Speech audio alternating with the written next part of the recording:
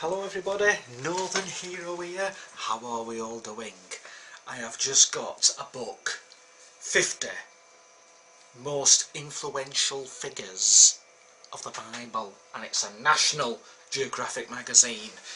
I saw it at a petrol station and I thought, that's what I want, that's what I need. And in the last 8 months, I've been thinking of a book or something to do with the characters, the figures of the Bible. And there's some amazing pictures in here. It's always good. It's always brilliant to have on your bookshelf or under your bed. And you know, I will try to read it all, and then hopefully I will go back to it. Look at these pictures. Abraham and Sarah.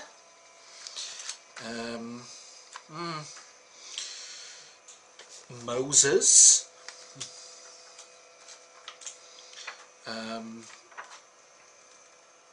Deborah.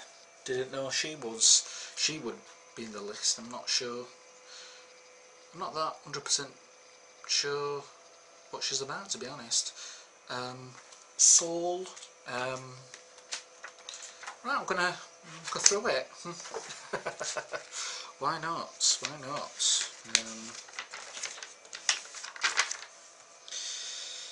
The most influential figures in Genesis and Exodus. Obviously Adam and Eve. I'll just read the top few the top bit of the main writing, the header.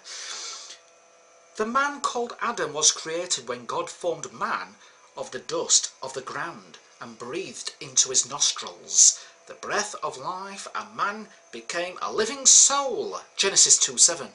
Therefore Adam was created from the soil, which is actually reflected in his name. While the word Adam means man, the root of the name Adamah in Hebrew means earth.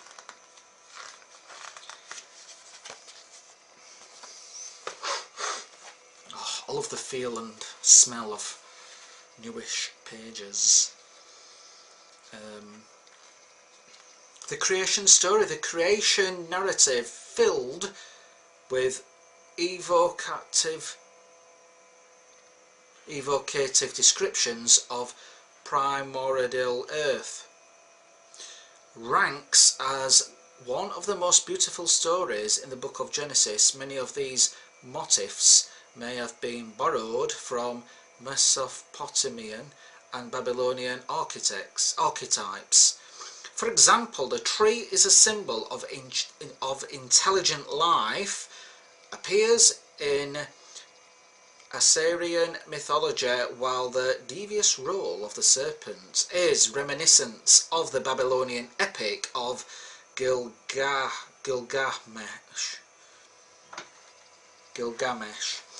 in which a snake steals a plant that confers immorality. God creating the heavens. Some awesome pictures, aren't there? Awesome. Cain and Abel. As soon as Adam and Eve's son Cain grew up, he followed in his father's footsteps and became a farmer. Cain's brother Abel became a shepherd.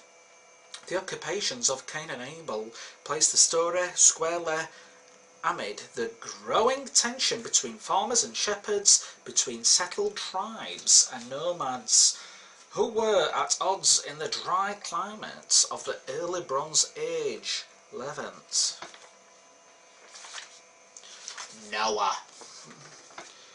God soon discovered that the wickedness of humankind was great in the earth. He decided to destroy his creation, people together with animals, for I am sorry that I have made them. Genesis 6:5-7.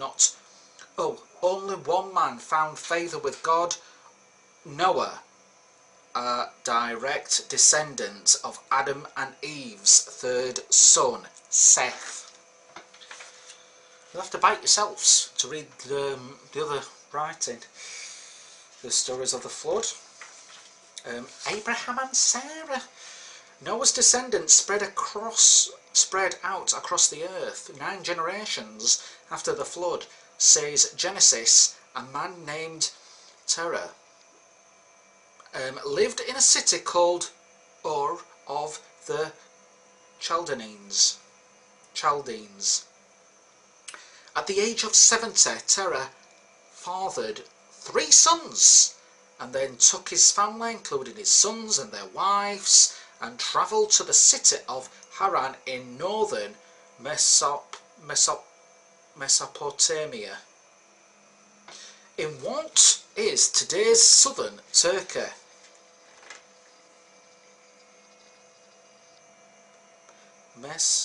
Mesopotamia. I don't know how you pronounce it. The Binding of Isaac. And you get a good map here, the journey of Abraham. Hagar and Ishmael. The maid called Hagar was Egyptian. She formed part of the slave booty given by Pharaoh to Abraham in Egypt, but when Hagar conceived a child, she promptly looked down on Sarah with contempt, for she had suddenly become an important personage. Sarah retaliated by dealing with her harshly, forcing the young girl to run away into the desert. Isaac and Rebekah. Now that Isaac was chosen as Abraham's designated heir, Abraham was keen to find a suitable wife for him. He didn't want Isaac to marry a Canaanite girl, but someone from his own clan. Most of these young women, however, were still living in Haran. Abraham then turned to his most trusted servant and sent him to Haran, where his family was still living. Jacob and his sons. To flee the wrath of his brother Esau, Jacob left for Haran. One night he dreamed of a ladder going up into heaven. At the top stood God, reaffirming his covenant with Abraham that now passed to Jacob. The land on which you lie I will give you, and to you your offspring. Genesis 28:13. Jacob built an altar and called it Bethel, or Bethel, the house of God.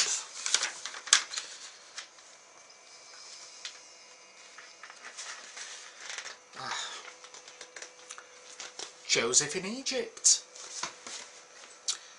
Jacob pampered his beloved son Joseph and gave him a beautiful coat with long sleeves, often erroneously translated as a coat of many colours. His other sons couldn't hide their resentment. Joseph inflamed their envy by having dreams in which he appeared to be placed above his brothers. Genesis 37:6-8. Furious, the brothers decided to do away with him.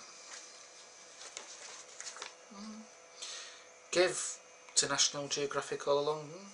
You can save 65% of the cover price. You know, the interesting mags, aren't there? Well, it's not really a mag, but I don't know if that's a subscription to the actual magazine, or is it? No, I think it's for the actual books. Joseph explained the dream was a warning of great famine. Egypt's 7 years of plenty would be followed by 7 years of drought. Moses. As the book of Exodus opens, a new king has risen over Egypt, one who did not know Joseph. This Pharaoh became concerned that the descendants of Jacob, still living in Goshen, were becoming too numerous. Exodus 1:8-9. He forcefully conscribed them as slave labour and ordered them to build supply cities, Pithom and Ramses, for Pharaoh. The Ten Commandments. 3 months after their departure from Egypt, Moses and his followers reached Mount Sinai. Here God handed him the Ten Commandments, the cornerstone of the law that would guide the Israelites from the time forward. Exodus 21-17 and Deuteronomy 5:6-21. Together with the other 603 regulations found in the Torah, the Ten Commandments provide the essential ethical framework for the relationship between God and mankind. Aaron. In Egypt, Aaron was a faithful companion to his brother Moses. He attempted to impress Pharaoh with magical signs, such as changing his rod into a serpent and inducing many of the plagues. As a reward of his service, Aaron was anointed as Israel's first high priest, while his tribe of the Levi was chosen for priestly service. Exodus 28-29.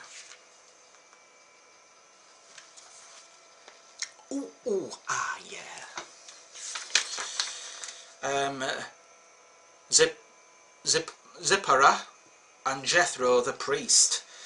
The book of Exodus identifies Jethro as a priest of the Midian. According to Genesis, the Midianite tribe traced its origins to a son of Abraham's second wife, Keturah. This suggests that the Midianites remained faithful to the God of their forefathers. Indeed, during his stay with Jethro in the Sinai, Moses first encounters God in the form of a burning bush.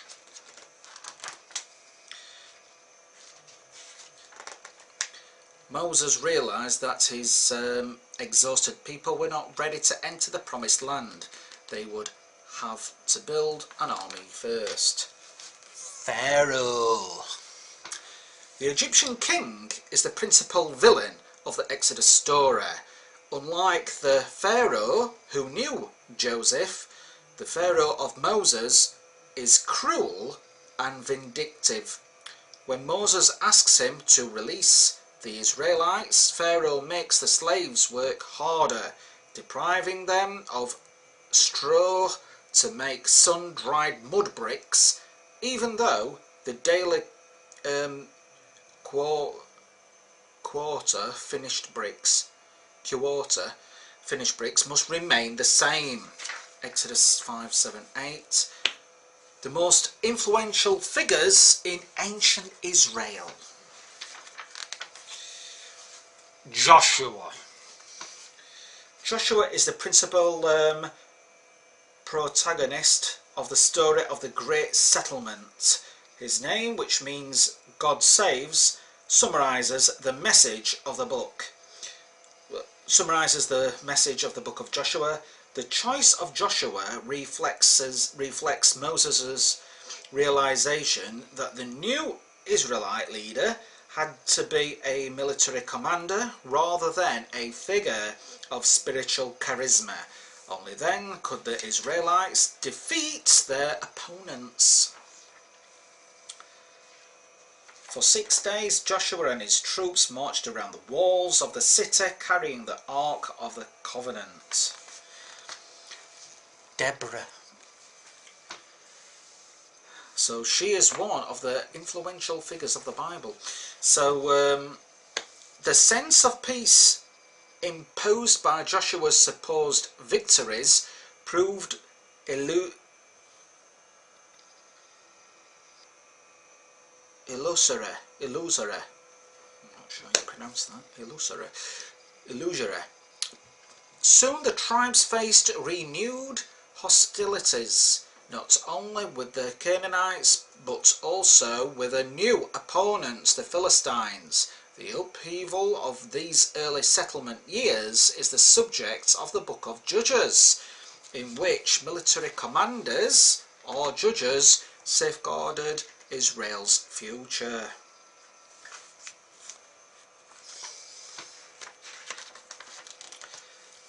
Samson. Of all the Hebrew tribes in Canaan, Dan held the most precarious position. Clinging to a narrow strip of land in the Shephelah, between the Judean highlands and the coastal region. This area had been occupied by another group of invaders, the Philistines. Many of the Danite families had been forced to flee and settle in the far northern highlands. Saul. The need for a supreme commander over all tribes now became urgent. God charged the prophet Samuel to anoint a young man from the tribe of Benjamin as the ruler over my people Israel. 1 Samuel 9:16. Samuel anointed Saul, and not a moment too soon. Nahash, the king of Ammon, had launched an invasion of Israelite territory in the north. David. Now the situation was dire, with Israel's army in headlong retreat. The Philistines were swarming over the Hebrew highlands. Saul's only surviving son, Ishbaal, was anointed as his successor, supported by the northern tribes, but the southern elders went to Hebron, David's military base, and in due course anointed David king over all the house of Judah. David then repented before God, and in return was promised that Bathsheba would bear him a second son. His name was Solomon. No king in the stories of the Bible so speaks to our imagination as King Solomon. His reign was crowned with glory. He was rich, powerful and wise, a quality bestowed upon him by God. In a dream, God had asked him what he wanted most, and Solomon replied, an understanding mind to govern your people, able to discern between good and evil. That's 1 Kings 3:9. The prophets of ancient Israel, after Solomon's death, says the Bible, his storied, disintegrated along tribal fault lines, split between kingdoms of the north and south. The Hebrews were easy prey for Assyrian aggression. The prophets of this era, including Isaiah, Jeremiah, Ezekiel and the 12 minor prophets, preached that the fall was due to the Hebrew weakness for pagan cults.